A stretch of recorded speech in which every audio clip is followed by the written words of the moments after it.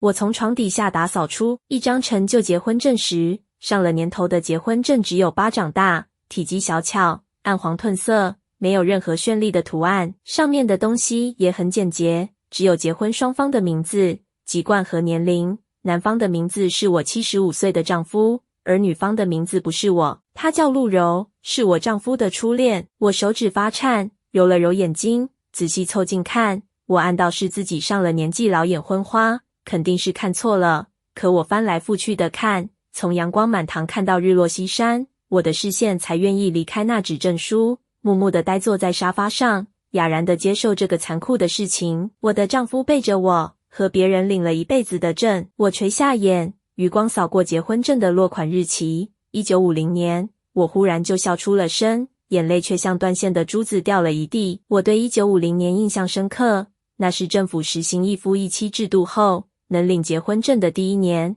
听到消息后，无数夫妻都亲密相邀着去补结婚证，笑容胜过春光。那年，顾衍35岁，我33岁，我们的一双儿女，一个15岁，一个13岁。我和顾衍挨过了最艰难痛苦的岁月，相互扶持，彼此心意相通，是所有人眼里恩爱登对的夫妻。我也理所当然提出要和顾衍去补一个结婚证，可我万万没有想到，向来温柔的顾衍第一次发了脾气。他紧锁眉头，呵斥我，都老夫老妻了，领什么结婚证？我呆愣住，心里莫名涌上委屈。顾衍却转身回屋了。这天后，我和顾衍开始冷战，一双儿女不知从何处听说了我想领结婚证的事，纷纷来劝我。儿子摆了一张脸，语气烦躁且不耐，妈，一张结婚证而已，你至于和爸闹脾气吗？你也一把年纪了，能不能别学那些小姑娘赶时髦领证？儿子脾气不好，女儿赶紧打圆场，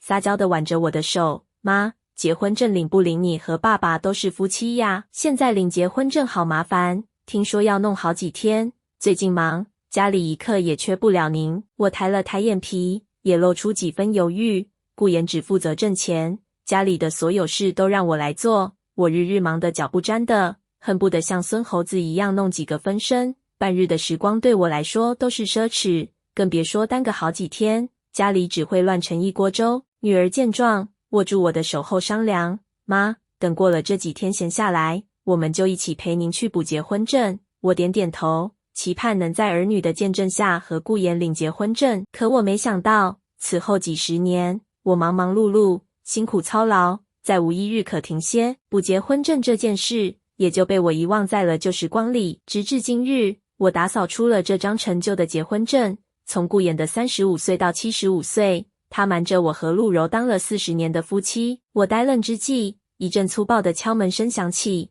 我打开门，儿子儿媳、女儿女婿，还有2个孙子孙女，狼狈地冲进来，险些将我撞倒在地。已经为人父的儿子收了伞，抹了把脸上的雨水，瞪着眼睛冲我吼，妈，你今天怎么没去接小宝们放学？要不是陆老师打电话给我，小宝他们就要淋湿了。女儿女婿弯腰哄着哭泣的孙女，闻言也抬起头，埋怨地看了我一眼。我见一向疼爱的孙女被大雨吓哭，下意识要上前去哄，却被孙女尖叫着推开。孙女像是找到了发泄的途径，冲着我大哭大喊，走开，我不要你这个坏奶奶，我要陆奶奶。孙子也仰起头，天真地问儿子，爸爸，陆奶奶好漂亮，给我们换个奶奶好不好？我僵在原地，忽然觉得这个画面过于熟悉，我猛地回想起儿子女儿小时候也说过相似的话，为什么妈妈不是漂亮的陆阿姨？爸爸，我想要陆阿姨当妈妈，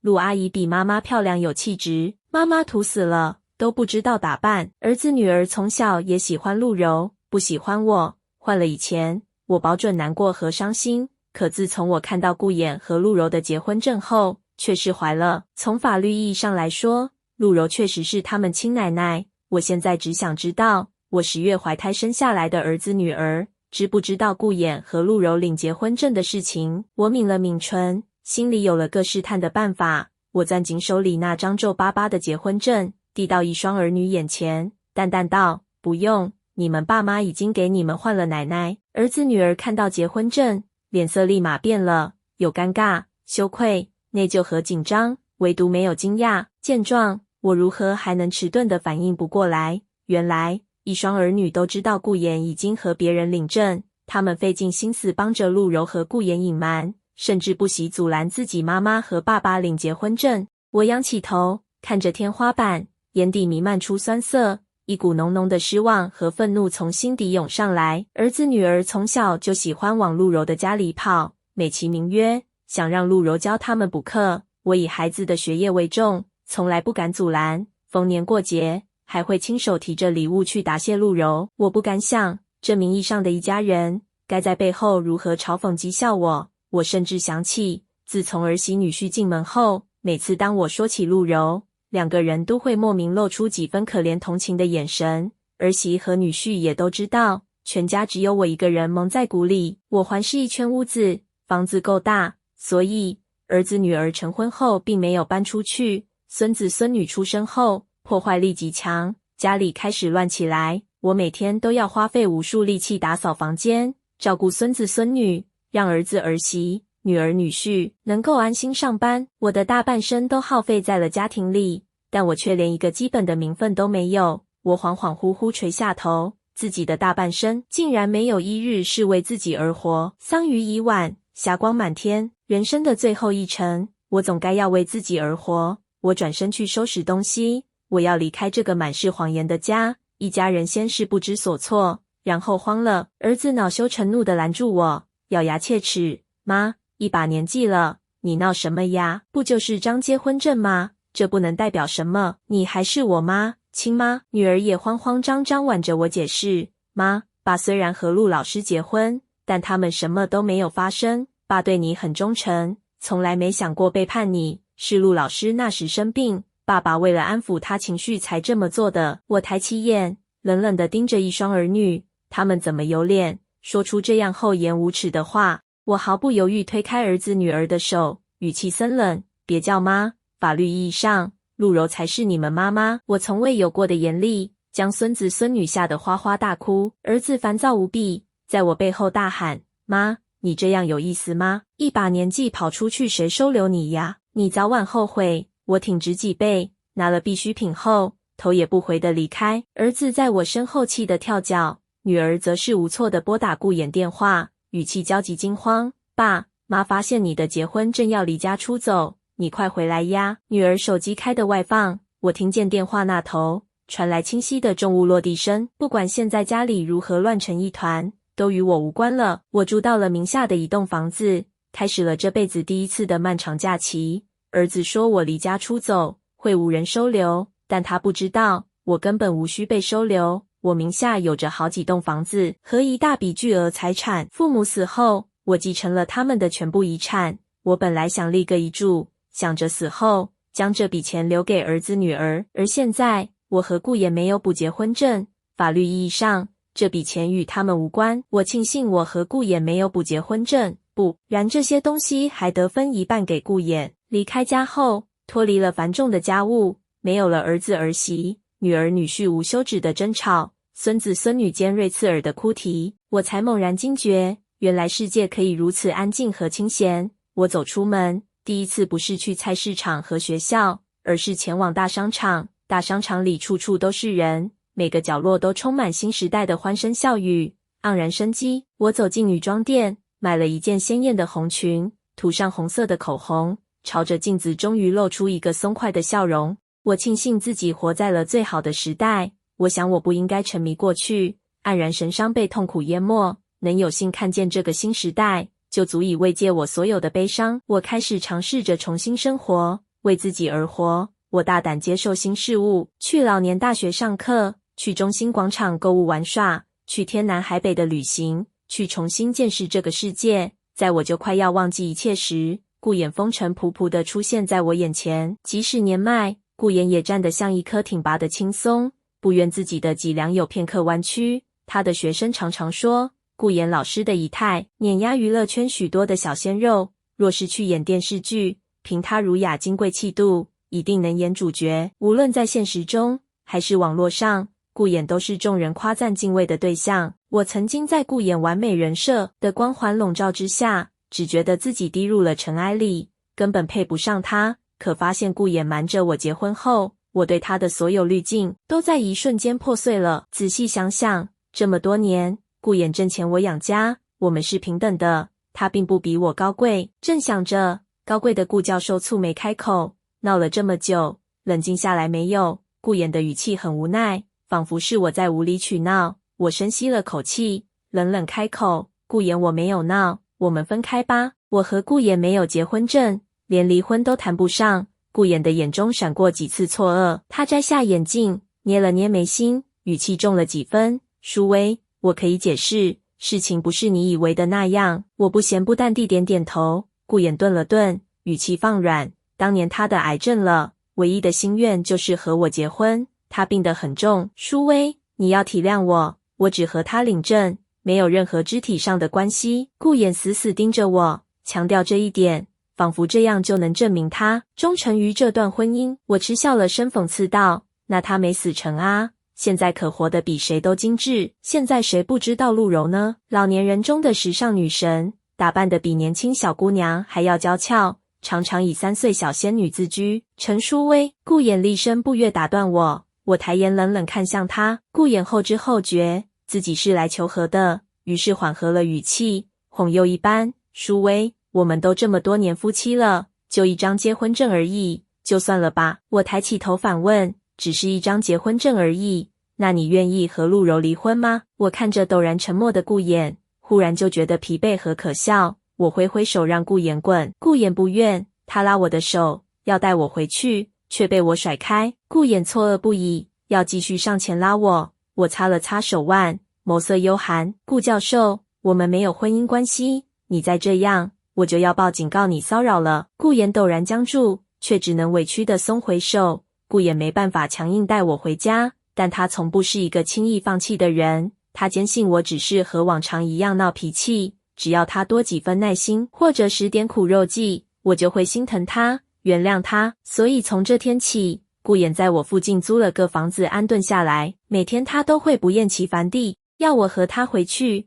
一遍又一遍地说着结婚证不重要，不至于闹成这样。可我觉得至于。在我和顾衍僵持不下时，我见到了我最不想见到的人。我被陆柔约在了酒吧见面，她穿着大开叉的旗袍，忘情地摇晃在舞池中央，满头白丝却透着极致的诱惑。周围人的尖叫和着迷，让她恍若明星大腕。难怪顾衍会对陆柔奉为女神，心心念念大半辈子。一曲舞毕，陆柔停下来，微微喘息，然后笑着勾起一抹弧度，举杯，单身万岁，底下呼喊她单身女神。无数女生崇拜地看着她。陆柔之所以备受喜欢，不仅是因为她精致美丽，还因为陆柔单身了一辈子。在这个结婚才是正道的时代，一个女人能坚持一辈子不结婚，陆柔的叛逆需要无尽的勇气。我曾经由衷地佩服陆柔，但如今搓揉着手里那张陈旧的结婚证，我只觉得讽刺。我慢慢走到陆柔跟前，陆柔还是和从前一样，滔滔不绝宣扬自己的单身主义。婚姻是女人的坟墓，单身无价，千金不换。勇敢的人先享受自由，我才不要像那些小老太太一样伺候一大家子。我不爱男人，只爱自己。陆柔金句频出，惹得周围人又是一阵欢呼。我从未怀疑过顾衍和陆柔，也正是因为陆柔的极端单身主义。陆柔眼尖，余光瞥见我，立马上前几步，亲热地挽着我，亲昵叫着姐妹，挤眉弄眼的大声道，这是我朋友，一位伟大的家庭主妇。在陆柔的语气中，无论伟大还是家庭主妇，都成了一个贬义词。一堆年轻人看着光鲜亮丽的陆柔，又看了看灰扑扑的我，瞬间眼里全是对我的同情和嫌弃。我成了陆柔结婚毁一生的典型案例。奚落完我后，陆柔领着我单独进了包厢，她优雅地坐下来，姿态居高临下。顾衍说，你发现我们的结婚证，在闹小女人脾气不肯回家。我皱起眉，却无意向她自证清白。陆柔以为我默认，高高在上地安慰我，你不用害怕我抢走她，要是我想抢走她，你以为顾衍还会和你在一起吗？陆柔一双眼睛斜睨着我，满眼讥讽。我垂下眼，他说的没错，但既然不喜欢，那又为何一定要跟顾衍去领结婚证？我想到这，也理所当然地问了出来。陆柔愣了半晌，从包里掏出一张穿着战服的男人照片，那是一张和顾衍8分相似的年轻脸庞。陆柔深情地抚摸着照片，目光怀念。这是我未婚夫，死在战场上了。我做梦都想嫁给他，直到我看见了顾衍，他们两个长得几乎一模一样。和顾衍领证，看着结婚证，我就觉得自己嫁给了死去的未婚夫。我哑然半晌，忽然觉得可笑。原来顾衍暗恋陆柔半辈子，还如愿的结了婚，最终却只是别人的影子。陆柔小心翼翼地将照片放进包包里，在抬眼时又成了瞧不起人的嘴脸，眼神高傲，嘴角向下垮着。所以你就安心回去吧，我不会破坏你和顾衍，你也要点脸，别总以为我想和你抢。陆柔眼神移到我的身上，露出个嫌恶的眼神。她自觉单身美丽，高我这个家庭主妇一等，根本不屑于和我争抢男人。她看不起我，也瞧不起所有投入婚姻的女人，觉得她们愚蠢低贱。就像从前，她教儿子女儿学习，我提着精心绣好图案的围巾去送给她，她蹙眉瞧了眼，转头就将围巾扔进了垃圾桶，和我的一双儿女吐槽我老土。我静静地看着陆柔，发泄她的傲骨，也在心里默默掐着时间。5、4、3、2、1。包厢外突然响起一阵震惊尖锐的喊叫吵闹声。陆柔不是单身，已婚，破坏家庭，无数个模糊的字眼像潮水一样涌进包厢。陆柔不耐烦地去听，却越听脸色越白，最后直接站了起来，难以置信地看着我，声音颤抖：你把我跟顾衍结婚的事告诉别人了。我更正他的说法，不是别人，是告诉所有人。在来赴约之前，我便将那张结婚证拍照发给了全城每一家报社杂志，现在只是小道消息，再过几分钟，陆柔隐婚就会占据所有的头条新闻。他和顾衍这段隐藏40年的婚姻史，每一个人都会知道。陆柔瞳孔紧缩，崩溃大叫：你疯了，你会毁了我的，这样顾衍也不会原谅你，他不会再和你在一起了。我根本就不想破坏你们的婚姻，你为什么要这样报复我？陆柔到底在狗叫些什么？我慢条斯理的起身，拍了拍衣袖，目光幽寒。你该不会以为自己很无辜吧？不管不顾要和顾衍领证结婚的人是你，现在害怕公开已婚真相的人也是你，既要又要这种事，你真是做得炉火纯青。你该不会还想高唱着与深埋于地下的未婚夫彼此深刻的爱情吧？别做梦了，早在你结婚领证的那天起，他跟你之间就没有爱了。你当自己很深情吗？别自欺欺人了。陆柔目光怨毒地看着我，我头也不回地离开。我爆出了陆柔和顾衍的婚姻史。陆柔这个单身精致奶奶人设彻底塌房，被所有曾经吹捧她的人骂得狗血淋头。有人开始戏巴，说陆柔不仅已婚，还是破坏别人家庭的第三者。已婚这条消息已经足够令人厌恶，若是再被扒出破坏家庭，陆柔晚节不保。在陆柔被骂得苍老10岁，几乎抑郁自杀时，顾衍找到我，面上带着浓浓的失望。陈淑薇，我们两个的事，你为什么要报复柔？她是无辜的，你打我骂我，我都毫无怨言，可你不该这么对她。陈淑薇，你太令我失望了。顾衍这些日子也为陆柔忙得焦头烂额，向来挺直的脊骨弯曲了一点，整个显得疲态苍老，不再复以往的精神抖擞。我看着顾衍，只觉得他的面容丑陋，完全不理解自己前半生到底喜欢他什么。我也觉得自己可悲，这辈子都快走完了，才发现自己喜欢了一辈子的是一个是非不辨的混蛋。顾衍握紧了拳头，宣布来见我的目的：陈淑薇，我日后会和柔柔一起生活，只有这样才能将这件事的影响降到最低。我们分开吧，你日后不要再提你是我妻子，我们从今往后就是陌生人。要想陆柔摆脱破坏他人家庭的传言，陆柔就得按照结婚证和顾衍成为夫妻一起生活。陆柔自私自利，必会选择和顾衍成为夫妻，而顾衍40年前不会拒绝陆柔的结婚请求，40年后同样不会。明明前2天还一副不带我回家誓不罢休的样子，今日却迫不及待和我提了分开。我一张脸冷静无比，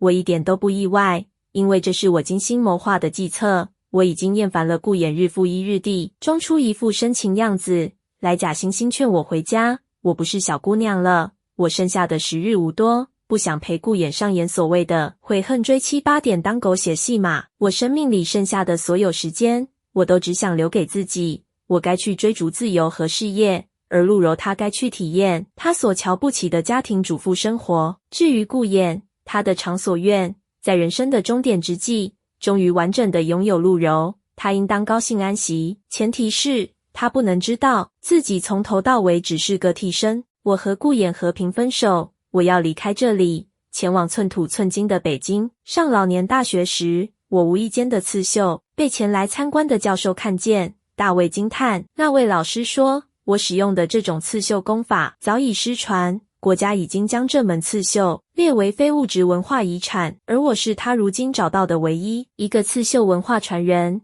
他邀请我去北京深造，弘扬国家的非遗文化，我没有拒绝。我的刺绣技艺是我妈教给我的，我喜欢在空白的布料上用针线绘制出一幅幅精美的图案。可顾衍说我只会浪费时间，儿子女儿不理解我，孙子孙女也不喜欢，他们更喜欢能直接印在书包上的芭比娃娃和奥特曼。当我精心给陆柔绣好围巾当礼物后，被陆柔嫌弃地扔进垃圾桶。从那天起，我的心里就充满了遗憾。刺绣的魅力是，所有水印图案都无法企及。刺绣不该被埋没，它该对所有人瞧见，绽放光芒。而如今，它有了登顶世界的机会，我不想错过。离开的那天，陆柔和顾衍、儿子儿媳、女儿女婿都来送我，人不约而同到的整齐，却来者不善。陆柔恨我，故意亲密地依偎在顾衍怀里，眼带挑衅，而向来端正的顾衍顺势紧紧搂住陆柔，低头露出一个宠溺且无奈的笑容，两个人一副幸福很久的模样。儿媳尴尬地捅了捅儿子，想让他提醒陆柔和顾衍别太过分。儿子嘴巴一撇，不满地咂巴着嘴，爸和陆阿姨就是恩爱，某些人羡慕也没用，还想故意捅破结婚正害陆阿姨，没想到吧，反而撮合了爸和陆阿姨，学小姑娘离家出走。哼，这个家没他会更好。我冷漠地看向儿子，我怎么就生了这么个畜生白眼狼？儿子从小就喜欢陆柔，觉得陆柔精致会打扮，说话温柔，比起素面朝天，只知道河东狮吼得我优秀100倍。可他不想想，陆柔对他毫无期待，更无责任，当然情绪稳定。我生他养他，从小就送他上各种辅导班，每天风雨无阻的接送，每日忙得焦头烂额。我如何能比得过陆柔精致美丽？儿子这个利益获得者，真是和陆柔如出一辙，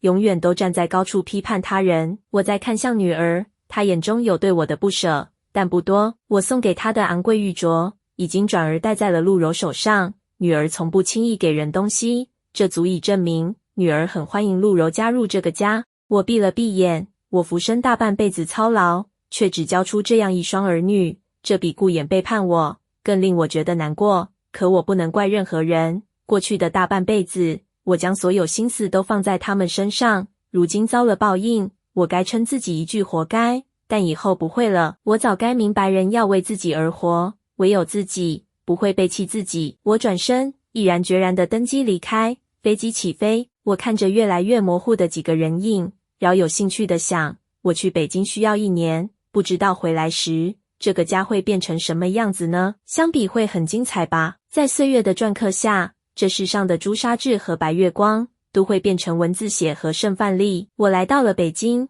全心投入到刺绣中。虽然行前我给自己做过心理建设，但我还是会担心与自卑。在家时我没有顾衍有学问，也没有陆柔耀眼，一直活在他人的光环下的我，像一株毫不起眼的野草，只能给鲜花作为点缀。我目标不大，只想满足我最后的心愿，让刺绣被多一个人看见，哪怕只有一个也足够了。樱花绽放之前，就要抱着凋零的决心。但我没想到，我绣出的作品会通往全世界，作为最金贵的展览品，而我本人也渐渐成为所有人都尊敬的老师。没有人轻视我，更没有想象中的刁难和折磨。通往成功的大门一直都朝着我开放，只是我从未转身发现。登上一个全新的平台，成为刺绣领域的专家后，我才后知后觉，并非只有美丽和博学才叫成功，所有的种子都值得等待，等待一个华盖参天的未来。日月不同光，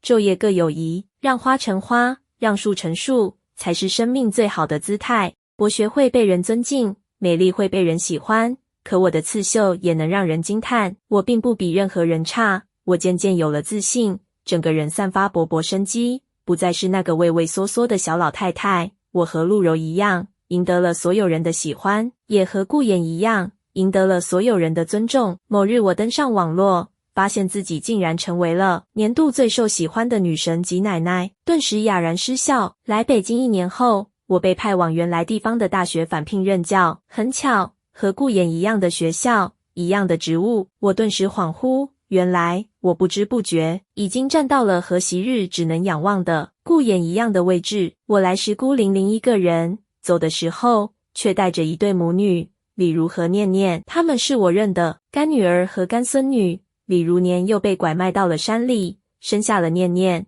因为不堪忍受男人的家暴，带着念念九死一生，逃出了山区。但逃出来后，李如却迷茫了，她早已不知道自己的家在何方，又怕被男人找到，只能带着女儿躲躲藏藏，最后藏到了我的院子。我收留了2人，将他们登记上我的户口，成为我的女儿和孙女。我看着窗外逐渐熟悉的景色，明白自己真的又回来了。离开时，我难过自己婚姻不幸，儿女不孝，可如今却只剩下释怀。我做了我应该做的，结局不好，该后悔的不是我，我不该为他人的过错惩罚自己。李如给我盖上毛毯，怕我冻着，念念撕开一颗糖果，要先喂我吃。我弯起眉笑了笑，抱了抱他，心里很暖。我失去一群虚假的家人，但我也收获了2个真心的家人。我想过会和顾衍见面，但没有想过再次重逢会是如此混乱的场面。顾衍被歇斯底里的陆柔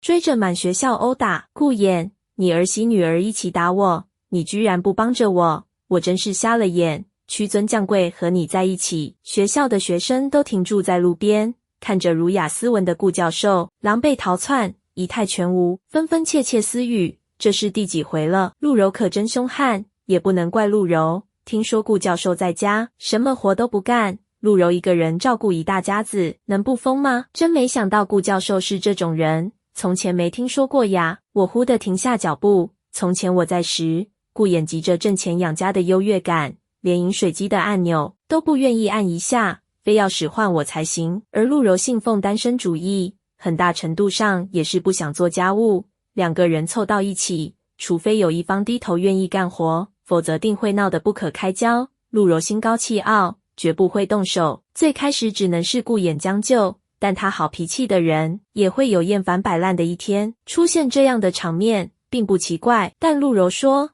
他被儿媳和女儿打。见我停步，校领导连忙顺着我的目光看过去，顿时眼里的怒气几乎要溢出来。校领导叫住2人，板着脸死死盯着他们。顾衍吞了吞口水，眼里闪过几分畏惧。陆柔也像个鹌鹑一样缩着脑袋。我看着2人有点好笑，见惯了大千世界的人，再回过头来看陆柔和顾衍，2人真的平平无奇，顶多算是比普通人好一点。我从前真是被困于一方天地，见识短浅，竟然因为这2个人自卑半生。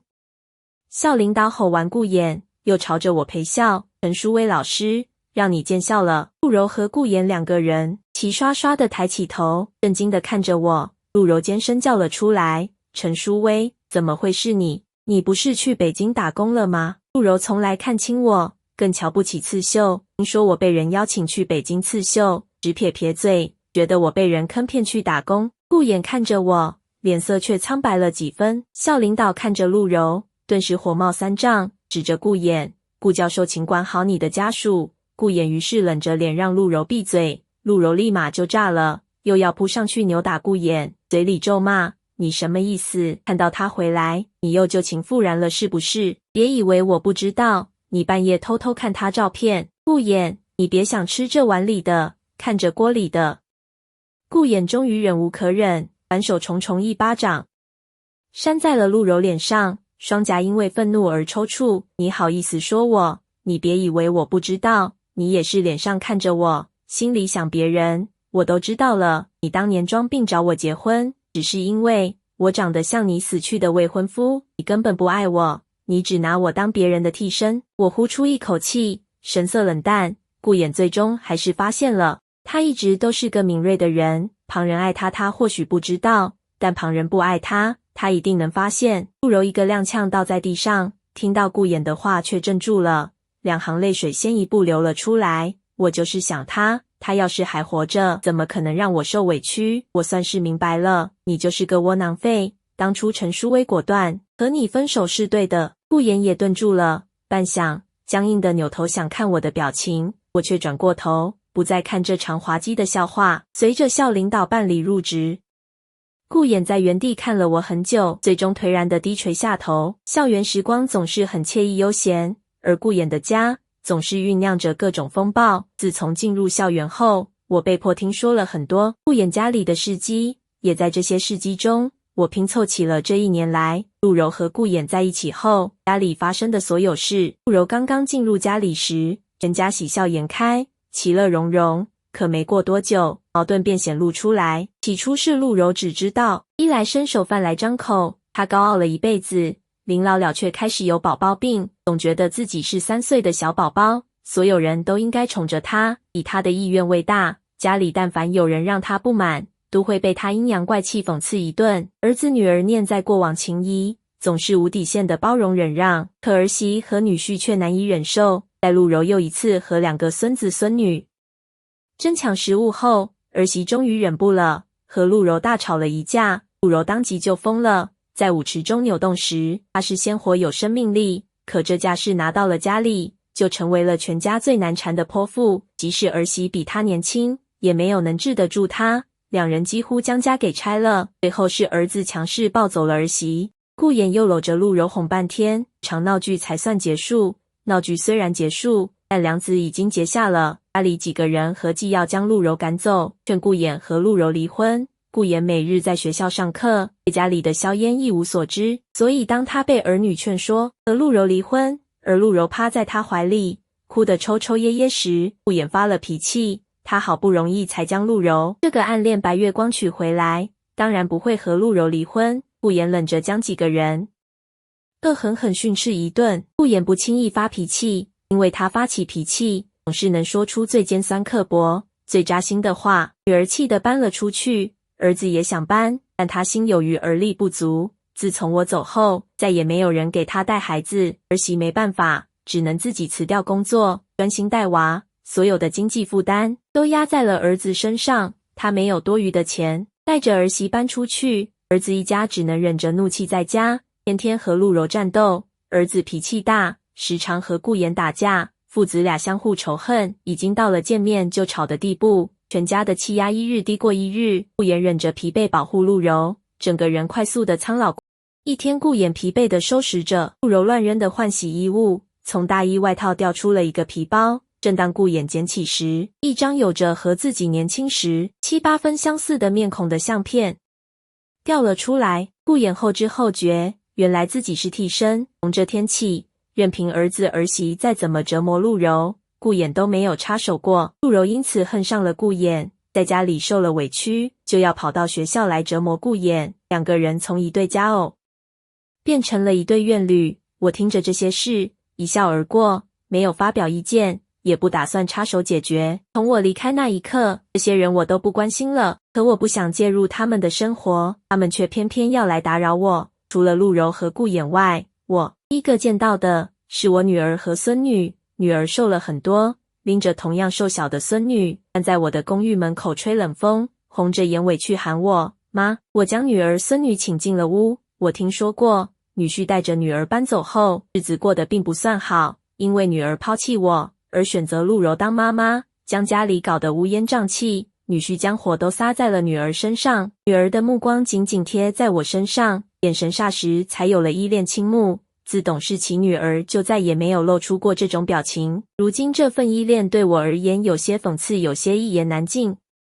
女儿哭着喊：妈，你快回来吧，家里被陆柔搞得乱七八糟。那个女人，我昨天带宝宝回去，她居然为了不想哄孩子睡觉，给2个孩子喂安眠药。我蹙起眉心，孩子都是父母的心头肉，难怪女儿不惜一切也要一起揍陆柔。孙女也怯生生地靠近我，小声道：奶奶，我想你了，许久未见。孙女再也不复往日的小霸王气质，女儿挽着我胳膊撒娇，又哭着求我无所不用其极地想劝我回家。这时李如带着念念回来，念念一看到我就扑到我身上，喊着奶奶我好想你，撒娇着。女儿和孙女当场傻在了原地。我向两个人解释了一番，从今往后李如和念念就是我亲女儿和亲孙女。女儿的脸色难看至极，孙女愤怒地盯着念念，快要哭了。不许你抢我奶奶，她是我奶奶，要跟我们回家的。念念被吓了一跳，无措地看向我，泪水蓄满整个眼眶。我将念念扯到怀里，安慰她，奶奶不回家，奶奶陪着念念。念念这才破涕为笑，而身旁的女儿和孙女面容扭曲，女儿咬着下唇，声音苦涩悔恨，妈，之前是我错了，不该瞒着你爸和陆柔领证的事。我挥挥手，都过去了，我不在意了。女儿一听，泪水忍不住落了下来，我却无动于衷，客客气气地请女儿回去。女儿失望悲伤地带着孙女走远。女儿走后，我另养女儿和孙女的事传到了儿子耳朵里。儿子气急败坏地找过来，看着装修华丽的大门，却愣住了。妈，这栋是你的房子？我点点头。儿子顿时震惊得差点瘫软，嘴里喃喃道，这该有好几千万呢。妈，你哪里来的钱？知道我继承的遗产后，儿子的眼睛露出贪婪的金光。遗产？那我也有一份，我是你儿子，快把我的那份给我。我扑哧一笑，扬了扬声音跟他说道，你妈是陆柔呢？儿子整个人都僵在了原地，脸上显出深深的懊悔。他恼羞成怒，恶狠狠地威胁我，我是你儿子，你就忍心看着我没钱，拖着妻小过苦日子吗？还有你孙子，你也不在乎，给钱，不然我和你没完。我满含失望地看着儿子，我真是生出了畜生。女儿离开后，我就预感儿子会来闹，所以特意备上保镖。儿子刚刚准备和我动手，就被保镖摁在地上，打得鼻青脸肿，最后头也不回地逃走。几天后，儿媳和儿子离婚了。儿媳听说了儿子找我要钱，还想打我，立马吓得和儿子离婚。儿媳后怕地说，他今天敢打您，明天就敢打我，这种男人不能要。说完，儿媳带着孙子朝我鞠躬道歉，妈，对不起，您是好婆婆，我却不是好儿媳，今天离婚也算遭报应了。我看着儿媳提着笨重的行李箱，带着孙子渐行渐远，我叹了口气，给儿媳打了50万，就当念在是婆媳一场。儿子儿媳离婚后，儿子日日借酒浇愁，顾衍回家冷眼说了他几句，儿子便发了疯，将顾衍往死里揍，嘴里咒骂，你还敢怪我，要不是你当年发疯，非要和陆柔领结婚证，我能过成这个鬼样子吗？陆柔那个贱女人，自从她进门，全家都毁了，妈也走了，是你抛弃了妈？妈对你哪点不好？我抛弃妻子，还不是和你学的？顾衍本来奋力挣扎，听见这几句话，瞬间放弃了挣扎，虚脱地倒在地上，脸上呈现出浓浓的懊悔。等儿子回过神来时，顾衍已经倒在了血泊里。儿子慌慌张张地送顾衍去了医院。这一年来，顾衍精神频繁受到折磨，身体机能大不如前，现在又遭受儿子的重击，直接被医生下了病危通知书。顾衍知道后说想见我最后一面。我来到了顾衍的病床前，看着他面容枯槁，再也没有身为顾教授的半分神采，心下有些复杂。顾衍看见我，浑浊的眼神亮了亮，他抬起手，看着我冷淡的眼神，最终又胆怯地放下，说，是我对不起你。顾衍的脸上满是内疚，我点了点头，我不否认这点，的确是顾衍对不起我。顾衍面上的愧疚更浓了，他躺在病床上，艰难地喘气，领结婚证之事我骗了你，可我喜欢你，是真的。我淡淡地看着顾衍，顾衍紧紧盯着我，想在弥留之际听见我的回答。我开了口，顾衍的眼神瞬间暗淡，我摇了摇头，如果你固执地觉得是喜欢，那你的喜欢毫无价值。顾衍的喜欢是将我困在厨房里，烧他喜欢吃的菜，将我困在家里给他生儿育女，操持家务。可他不曾注意我也有一颗闪亮的灵魂，扯开那层千篇一律的女性外皮，我和他一样如明珠般璀璨，熠熠生辉。我是人，是女性，我还是我自己。顾衍失望地死去，我闭了闭眼，走出病房。陆柔跌跌撞撞地从走廊尽头跑来，盯着死去的顾衍看了会儿，忽然哭了出来，恶毒地看着我直问，是不是你害死了他？我不想搭理陆柔，陆柔瞪着我离去的方向，做出了一个算计的眼神。第二天我发现自己被骂上了热搜头条，陆柔在网上到处说我破坏她的家庭，而且还害死她的老公顾衍。凭借着卖惨，陆柔赚得盆满钵满，还积攒了一波人气。我险些气笑了，我本不想和陆柔计较，可她偏偏要惹我。她难道以为我还是以前那个胆小怕事的陈淑薇吗？我上网犹豫再三，将自己的经历写成了一篇详实的文章。文章开头，我从床底下打扫出一张陈旧结婚证时，还以为是一张废纸。上了年头的结婚证只有巴掌大，体积小巧，暗黄褪色，没有任何绚丽的图案，上面的东西也很简洁，只有结婚双方的名字、籍贯和年龄。男方的名字是我75岁的丈夫，而女方的名字不是我。等我写完时，已经是夜深。我不仅是为了反击陆柔的虚假谎言，更重要的是，我想要所有人都看到这篇文章，尤其是我一样年纪的老年姐妹。我总觉得自己的经历并不是个例，有很多和我一样早早嫁人的老年姐妹，她们并不知道一纸结婚证的重要性。有的人被老公敷衍2句，就打消了领结婚证的想法，无名无分地跟在老公身边。有的人则是根本不知道还能领结婚证，他们也更不知道老公是否早已和别人领过了。我经历过这种事，并不想别人再被蒙骗，与其抱怨黑暗，倒不如我提灯前行，照亮一方天地。令我意外的是，文章发出去后，迅速引起了许多人的激烈讨论。陈奶奶，太感谢你了。我爷爷总是不愿和我奶奶领证，我一查才知道已经和别人领了。同上，我爷爷总说领证太麻烦，其实是和别人领了。我爷爷奶奶压根不知道要领，我马上催他们。陆柔真是太坏了，自己当3还倒打一耙，活该被全网封杀。我笑着刷评论，却在滑到最后一句时愣住。陆柔被全网封杀了，她没有积蓄也没力气挣钱，唯一能挣钱的渠道就是网络。若是被封杀，这和直接杀了他有什么区别？还真是恶有恶报。正想着，念念放学归来，扑进我怀里，欢快地叫我奶奶。虽已近黄昏，夕阳依旧好。晚